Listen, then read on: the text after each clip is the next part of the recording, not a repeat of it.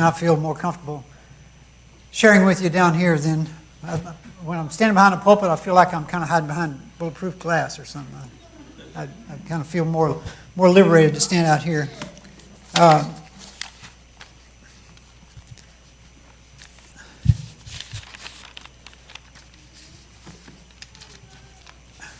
As we grow spiritually, the sign of that is being free from two things: being free from anger, being free from fear. And I'm going to repeat that as I talk today, but this is the whole of Yahweh's purpose for us, is to develop our character. He wants us to be like Him. He's very slow to anger, and His anger is productive. It's not destructive. And, of course, He has nothing to fear. And if He dwells in us, we have nothing to fear either. I can't really prove that I've ever had an original thought. So if you hear me say something that somebody else has already said, then don't be concerned about that.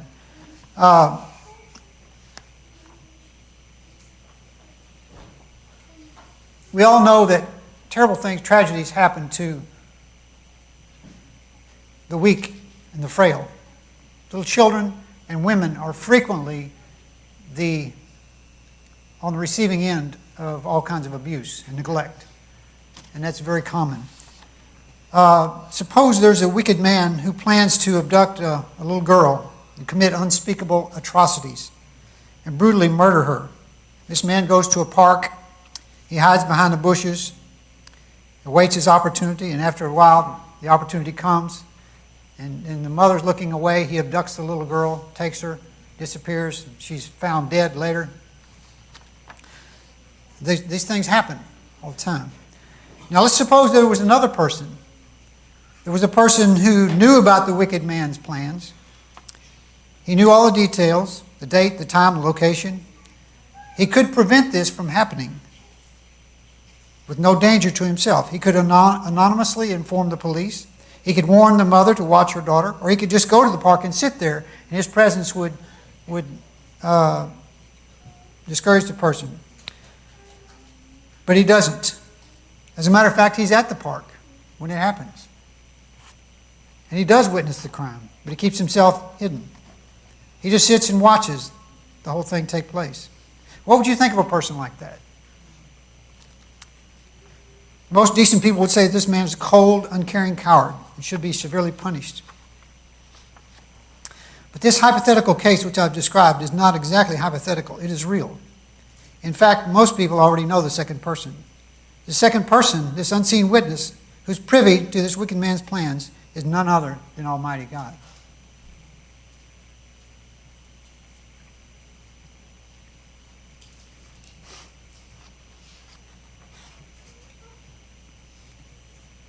Brianna's song that she sang went along real well with this. What Martin shared did too. It is without dispute that Yahweh knows about the evil plans of men beforehand. Yahweh knows the thoughts of man. He searches the hearts and understands all the imagination of the thoughts. The one with whom we have to do knows beforehand the plans and intentions of the wicked. He's powerful enough to stop the wicked from carrying out their plans. Yet he lets the wicked abduct and victimize little children. He lets it happen again and again. This is a hard saying. But it's something that it's hard to argue with. But let's turn to Ecclesiastes 5. Ecclesiastes. It's right after Proverbs. Ecclesiastes 5.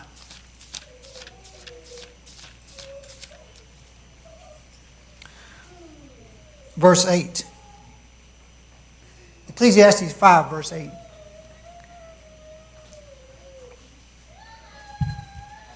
If you see the oppression of the poor and the violent perverting of judgment and justice in a province, marvel not at the matter. For he that is higher than the highest highest regardeth, and there be higher than they. In other words, nobody's getting away with anything, even though it looks like they are. I had a 8-year-old spiritual advisor one time that told me life is like a game of checkers, and you're always playing both sides of the board, so no matter what happens, he wins. And there's a lot of truth to that. He's watching what's taking place. Let's turn to Psalms 9, Psalms chapter 9.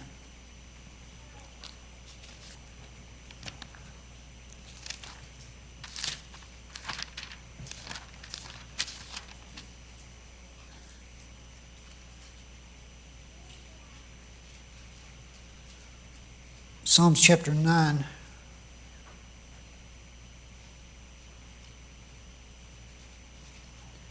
Wait a minute.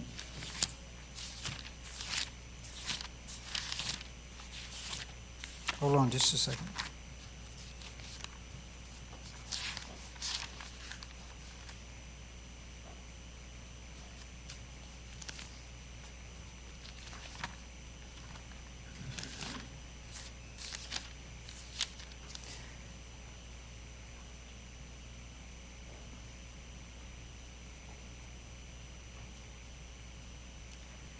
Psalms 9, verse 8, He shall judge the world in righteousness. He shall minister judgment to the people in right uprightness. He will be a refuge to the oppressed, a refuge in time of trouble. That's not exactly the verse I was looking for. Here it is. It's 18, verse 18. It says, the needy shall not always be forgotten. This is Psalms 9, verse 18. The needy shall not always be forgotten. The expectation of the poor shall not perish forever. What did Yahshua say about the poor? Blessed are the poor, he said. Okay? A lot of times you hear people say, if only. If only I hadn't had a flat tire. If only that car hadn't pulled in front of me. If only the child hadn't got sick. If only the son hadn't got killed in the army, in the war. Getting closer to home, if only my wife hadn't got spinal meningitis. You can spend your life saying, if only. If only. If only. I was in a circle of guys one time and somebody said, if only this hadn't happened, if only, if only, if only. And somebody else said, yeah, if a frog had wings, it wouldn't bump his rear end all the time. But you could spend your life saying, if only.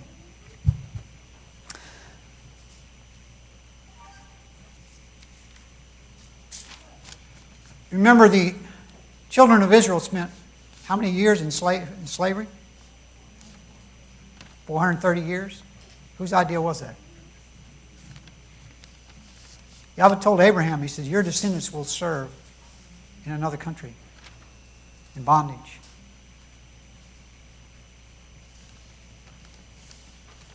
He has a plan that's bigger than what we can comprehend.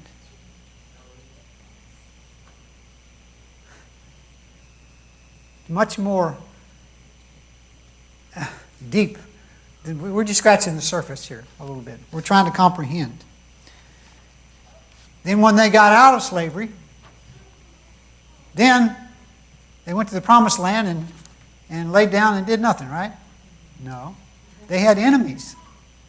They had giants in the land with chariots of iron. And lots of them. They had enemies to defeat. They had wars to fight. Just like we do. We have wars to fight. We have fleshly appetites that have to be controlled. It seems impossible. We have neighbors that can be contentious. We have children that are troubled. And sometimes we find ourselves with our foes being those of our own household. Why does it have to be that way? And it does have to be that way. Yahshua said, if a man doesn't love me more than his mother, his father, his brother and sister, he's not worthy of me. This is a high calling.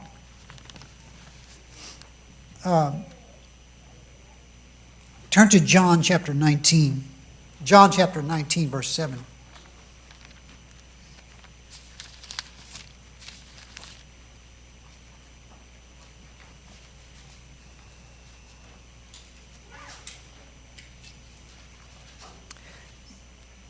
John 19, let's go to verse 8. This is when Pilate was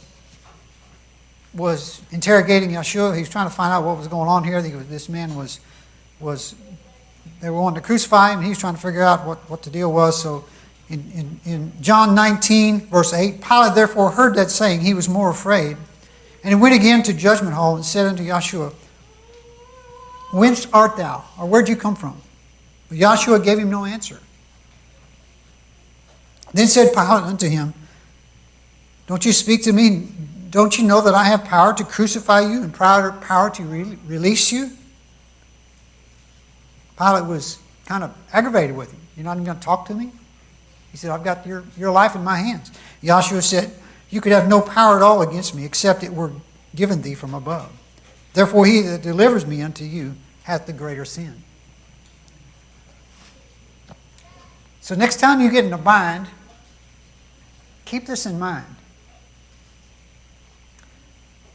These people don't really have complete power over you.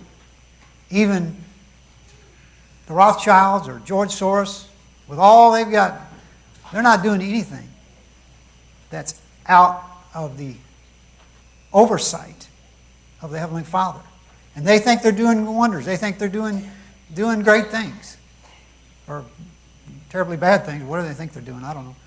But what they're doing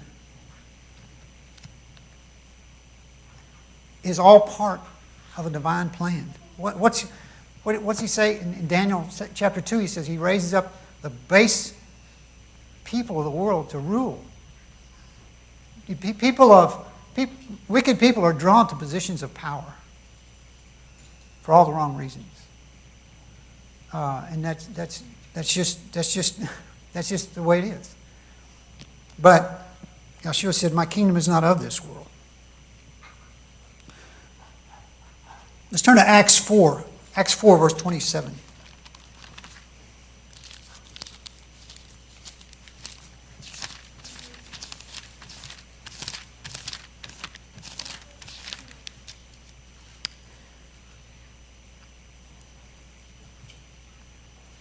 Let's back up here just a little bit. This is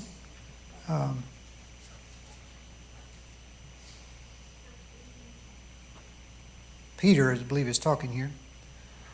And verse 25, it says, Who by the mouth of thy servant David has said, Why did the heathen rage and the people imagine vain things? The kings of the earth stood up, and the rulers were gathered together against Yahweh and against his Messiah. And then he says, For of a truth, against thy holy Son, Yeshua, whom thou hast anointed, both Herod, Pontius Pilate, with the heathen, and the people of Israel were joined together. Now that's just about everybody, isn't it? For to do whatsoever thy hand and thy counsel determined before to be done. So, this was going to happen. And as we read this, it leads me to humble myself and realize that Yahweh's in charge, and I better humble myself, and I better make sure I'm on the right place and take advantage of the window of opportunity that He gives me. Now, if we can't stop injustice, that doesn't say that we're supposed to be a floor mat. It doesn't mean that we're supposed to, we're still supposed to plead for justice. And I want to give you an example, and I'm not sure if I completely endorse this. This situation is kind of unique, but well, I don't guess it's unique. But I read a book called 12 Years a Slave. It was about a black man who was a free black man, but he was kidnapped and then sold into slavery. And he served 12 years. This was back in the 1850s, before the Civil War. He served 12 years as a slave. And he saw all kinds of things. He recorded and made this book. It's an amazing book.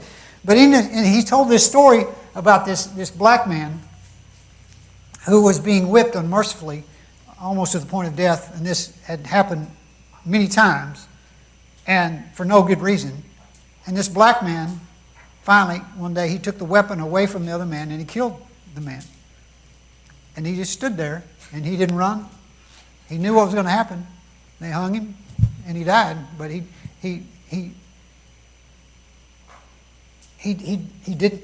acknowledged what he did.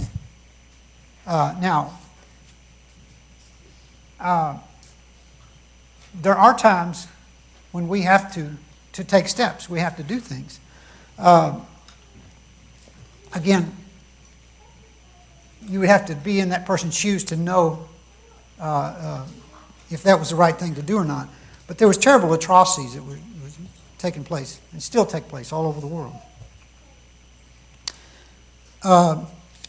Okay, let's turn to Hebrews 5, verse 5. Hebrews 5.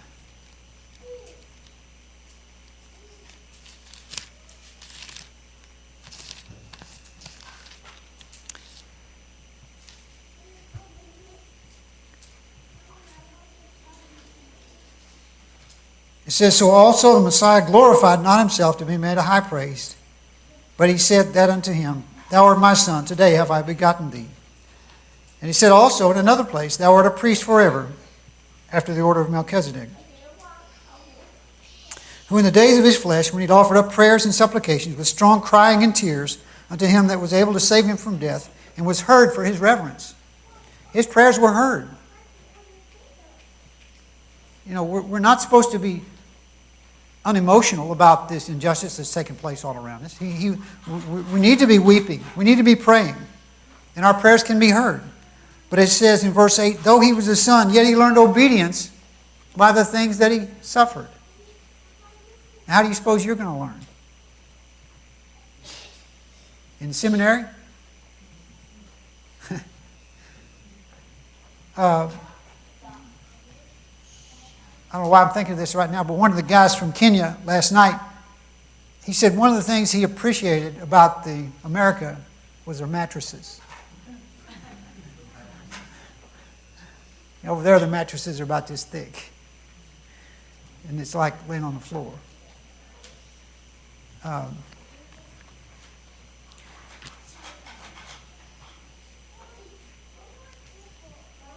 We probably have a lot to learn. But Yeshua learned obedience by the things that he suffered.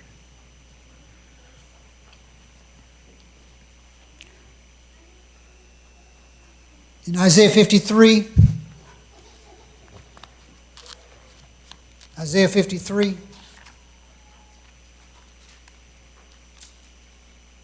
this is one of the main messianic prophecies that it's pretty obvious that it's referring to our Savior. In verse 1, it says, who has believed our report? To whom is the arm of Yahweh revealed? And it takes a revelation. In verse 2, he shall grow up before him as a tender plant, as a root out of a dry ground. He has no form nor comeliness. And when we shall see him, there is no beauty that we should desire him. And it's possible that there's some here today who do not desire him because he's not very attractive. And some of the things we're talking about today are an indication of that unattractiveness. Because it's a hard, he asks a lot. And that's not attractive to some people. Because some people prefer the path of least resistance. And there's only one thing you can do without trying, and that's sin. That comes very naturally. But he was despised and rejected, a man of sorrows, acquainted with grief, and we hid, as it were, our faces from him. He was despised, and we esteemed him not. Surely he has borne our pains and carried our diseases, and yet we did esteem him stricken, smitten of Elohim, and afflicted. But he was wounded for our transgressions. He was bruised for our iniquities. The chastisement of our peace was upon him, and with his stripes we are healed. All we like sheep have gone astray. We've turned every one to his own way. Yahweh has laid upon him the iniquity of us all.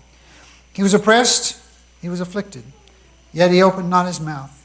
He brought as a lamb to the slaughter, as a sheep before his shears is dumb, so he opened not his mouth. From prison and from judgment was he taken away, but in his generation who could tell that he was cut off out of the land of the living for the transgression of my people? He made his grave with the wicked and with the rich in his death, because he had done no violence, neither was any deceit in his mouth. Yet it pleased Yahweh to bruise him. Now, I don't think this is sadistic pleasure here in seeing pain. When it says it pleased Yahweh to bruise him, it pleased him to accomplish the purpose that had to be accomplished. Now, in that sense, it pleases him to bruise us too. Some people say, well, I've really been through the mill, Well, how else are you going to make flour? I've really been through the ringer. Well, how else are you going to get the clothes clean? This is not unexpected. It pleased Yahweh to bruise him, and he has put him to grief. When now his soul brought his trespass offering. In other words, when you lay your life down, there's not going to be a sacrifice without a cost. But then he shall see his seed. He shall prolong his days, and the pleasure of Yahweh shall prosper in his hand. There is a pleasure to be had. Seth, can you put that poem up there now?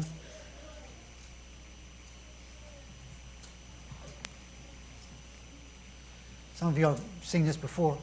I walked a mile with pleasure.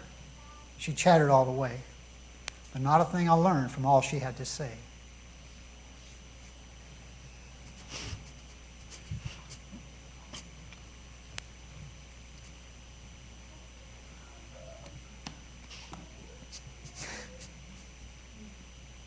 I walked a mile with sadness, and not a word said she.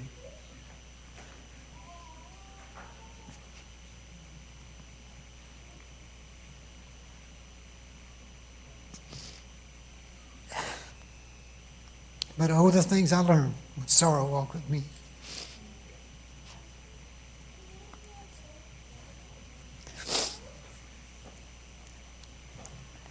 I didn't mean to do all that.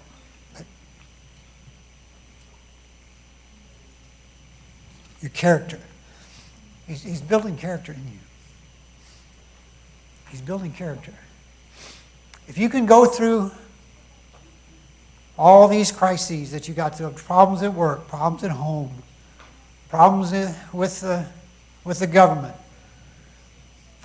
being falsely accused, and being gossiped about, and physical pain, emotional pain, isolation, loneliness. If you can go through all that, and you're not angry, and you're not fearful, then you've got where you need to be. All of Abraham's trials, he went through all those years of questions and doubts and loneliness and all these issues. It developed a character in him where he was pretty well unshakable. That's where he's taken you. Yeah, you could go back and say, well, what if? What if this didn't? What if I had got that promotion? What if I had, not been washed by the flood? Or what if this? Okay, you'd be going on your merry way and avoiding reality. When I talk to the guys in the county jail, usually I tell them, I said, the one advantage you have is you're facing reality. Most people out there walking down the street, they're not even in reality.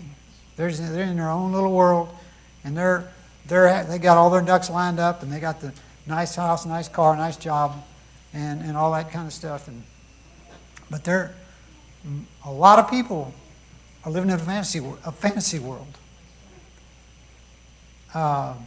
This American scheme that's built on $20 trillion debt, and we think that's a good thing. We think that's okay.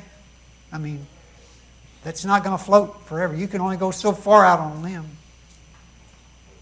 So it'd be better for us to face reality now than after the limb breaks. We can get off that limb. It's better to be brought to reality now. And I think that's what he's trying to do. These hurricanes, like this hurricane that took place down in Houston, that's not the wrath of Yahweh. That's just him. That's just a wake-up call that the wrath is coming. When the wrath comes, you'll know it. It's not going to be like that. It's not going to be 20 deaths. It'll be a great depopulation of the earth. This is just a wake-up call.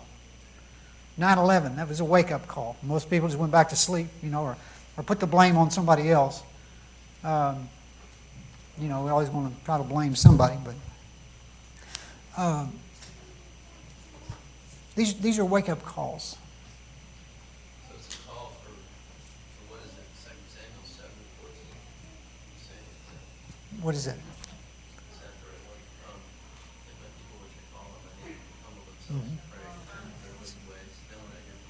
It's a call to repentance. Right. Right. And there are a few people that are waking up. Now, many are not.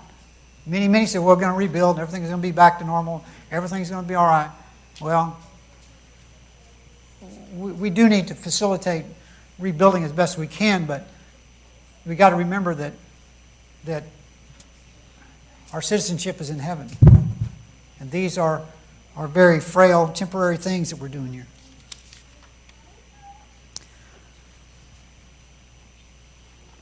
But when a baby is in its mother's womb, it's in the dark, it's kind of cramped. It gets little bits and pieces of what's going on in the world around it. It can hear voices, and it knows things are going on in its subconscious, but it's alive, but it's not in full birth. In reality, that's kind of where we are today, in spiritual sense. We're kind of cramped. We don't really know what we're going to be like when we're in the kingdom. We're in the dark. We get little glimpses of what's going on, but really we don't really know what's going on. We're still in the womb, so to speak. And we're still in the dark.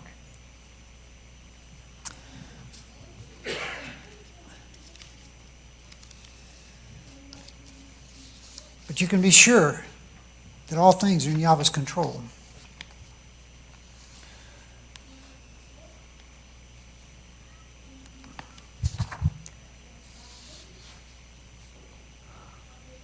Got a few scriptures here. I think I found these in my files. I think John Klopstein may have given these years ago, either him or his dad. I can't remember which.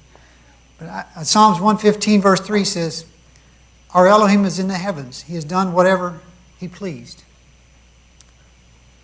In Psalms 135, verse 6, it says, "Whatsoever Yahweh pleased, that did he in heaven, and in earth, and seas, and all deep places." In Proverbs 16, verse 9, it says, "A man's heart devises his way, but Yahweh directs his steps. The lot is cast in the lap, but the whole disposing of is Yahweh." That's why the apostles, when they would pray about something that didn't get an answer, they would cast lots and give Yahweh an opportunity to decide for them. So they would try to get his will. The reason they did that, evidently, is because they didn't get a real clear answer. Sometimes we're not going to get a real clear answer. And when we have to stumble through life. Or we may not recognize the answer when it comes. But even our our plans and it's like in Proverbs 21 it says, the king's heart is in the hand of Yahweh as the rivers of water. He turns it wherever he will. It's hard to imagine when we've got the people that we have in office like Donald Trump and Barack Obama and George Bush. Is he really directing there? Well, he directed Nebuchadnezzar and Cyrus and all these other guys. He gave these prophecies in Daniel about these 4 world kingdoms, Babylon, Medo-Persia, Greece, and Rome, how they were going to take over. He did that in advance. He knew it was going to happen. He had a purpose being worked out. And these 4 horns are the ones that oppressed his people. Why? He talks about the crushing of the holy people in Daniel 12. They were going to be, it says they were going to be scattered. And the scattering or the crushing of these holy people, because he's accomplishing a purpose in us. So there is a light at the end of the tunnel. And the closer we get through that tunnel, the more we see the light, the more it becomes apparent. And life takes some unusual turns. It takes some unusual, unexpected turns. And just when we thought we were going to make it to the end of the tunnel, then something happens and we don't make it. But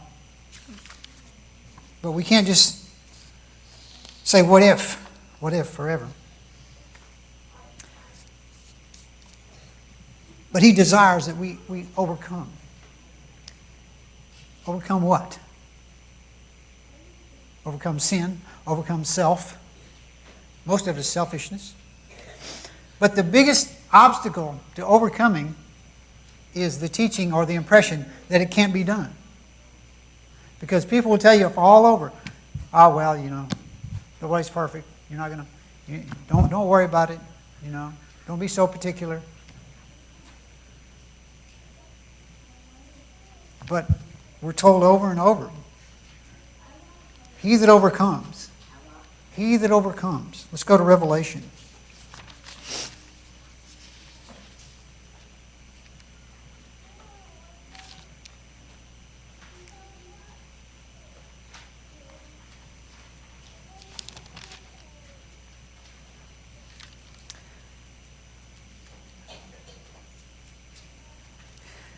Revelation 2, verse 7.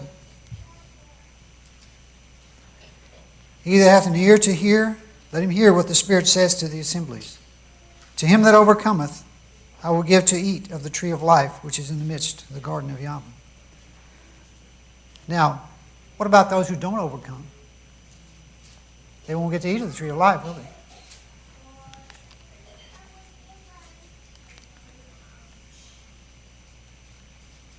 Let's go on to verse 17. He that hath an ear, let him hear what the Spirit saith unto the assemblies. To him that overcometh, I will give to eat of the hidden manna. And I will give him a white stone, and the stone a new name written, which no man knows, save he that receives it. In verse 26, he that overcometh and keeps my works unto the end, to him will I give power over the nations, and he shall rule them with a rod of iron. As the vessels of a potter, so they be broken to shivers, even as I received of my Father. Now, most of you don't even want power over the nations. You don't want to rule anybody. That's why he said the meek shall inherit the earth. Not these power-hungry, greedy people that are planning to take over the world, and they may do it for a short period of time. The New World Order, it may kind of float for a short period of time. But it's going to be taken away from them and given to the meek, to those who overcome. In chapter 3, verse 5, it says, he that overcometh shall be clothed in white raiment, and I will not blot out his name out of the book of life, but I will confess his name before my Father and before his angels. Now, what about those who don't overcome? It sounds like they're going to have their name blotted out of the book of life.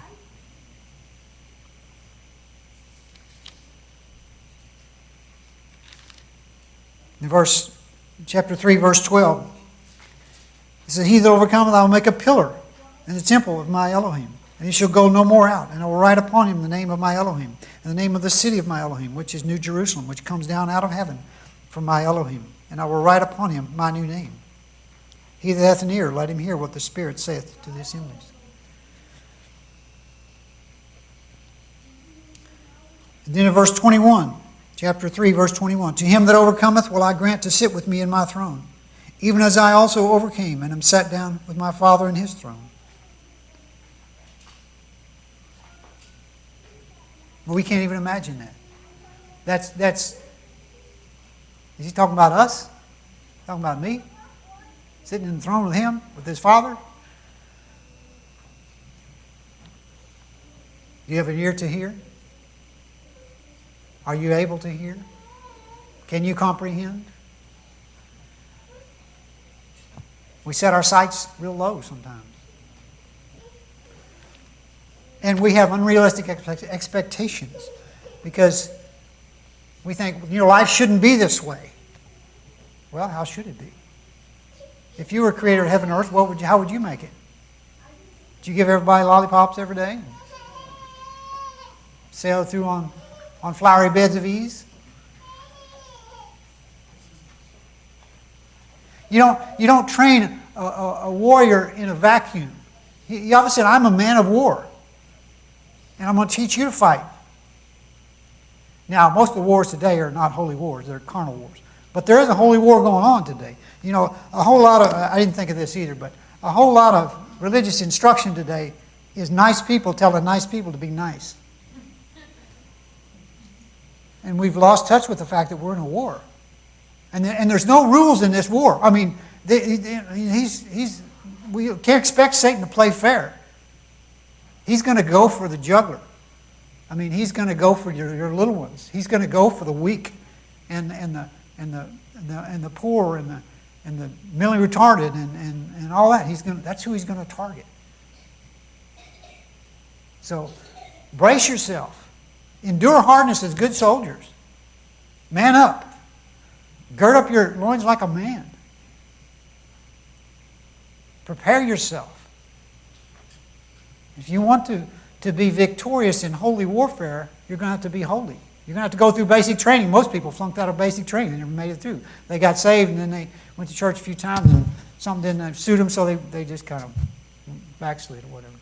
And I'm not saying church attendance is what makes you a believer, because there's a lot of problems with church attendees. That's not always what it looks like either. But you need a social network. You need a body. You've got to be part of a body because you need to bless and you need to be blessed. And you're not going to reach your full potential in isolation. You need to be part of a body. You need to be part of a network. And they say Napoleon was a military genius. When he would come through Europe, he would suffer big losses, and then, like just a few weeks later, he'd have a big army again. And the way they would do it, he would go through the countryside, and they would just pull people out of the farmhouses and encourage them to join their ranks, and they would train them to march, to load their weapon and shoot the weapon while they're marching down the road. And it was in motion. And so you just joined ranks and took off. Okay? And there was, when you're surrounded by all these other people doing the same thing, you get the swing of it pretty quick, So we need to be in motion. We need to be moving.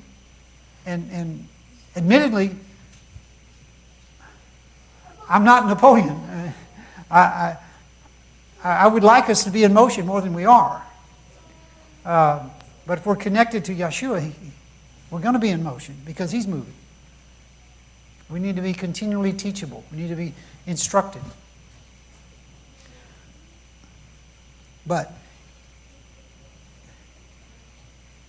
yes, basic training is tough. And when you're training to lay your life down, it's a high cost. It's a high cost. But when you get to where you're not angry and you're not fearful, you're getting to where you need to be. When you can accept what the devil throws at you without coming unglued. You know, the Pilgrims, when they came over to America, they were looking for a place to raise their children away from worldly influences. They got to America. Half their kids starved to death. I mean, but they went on anyway. It was real hard. But they didn't stop. And in their books, in their writings, they would say things like, "Well, this is what the Lord saw fit to give us," or whatever. You know, they weren't griping. They endured hardness. You know, and now a lot of us want to equate with the founding fathers. You know, we want to identify with them. But if those caliber of people were around us today, we probably wouldn't pay attention to them. I mean,